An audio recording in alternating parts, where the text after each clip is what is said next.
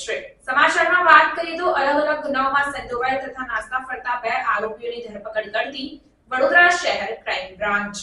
હાલમાં લોકસભા ચૂંટણી પ્રક્રિયા ચાલતી હોય ત્યારે આ લોકસભાની ચૂંટણી એકલાસ અને શાંતિમય વાતાવરણમાં થાય તે માટે વડોદરા શહેરમાં રહેતા અને વિવિધ ગુનાઓમાં સંડોવાયેલ તથા પોલીસ ધરપકડ ટાળવા સારું નાસ્તા ફરતા આરોપીઓને શોધી કાઢવાની પોલીસના ઉચ્ચ અધિકારીઓ દ્વારા જરૂરી સૂચન અને માર્ગદર્શન આપવામાં આવેલ હોય છે। અંતર્ગત ચપ્પુ મારી ઈજા પહોંચાડવાના ગુનામાં 1 માસથી નાસ્તો ફરતો આરોપી હાસિમ પઠાણ તેમજ નામદાર કોર્ટ તરફથી હાજર થવા માટે જાહેરનામું પાડેલ હોવા છતાં હાજર ન થયેલ ગુનામાં 3 મહિનાથી નાસ્તો ફરતો આરોપી ઉમંગ મોરેને શોધી કાઢી કાયદેસરની કાર્યવાહી કરતી વડોદરા શહેર ક્રાઇમ બ્રાન્ચ।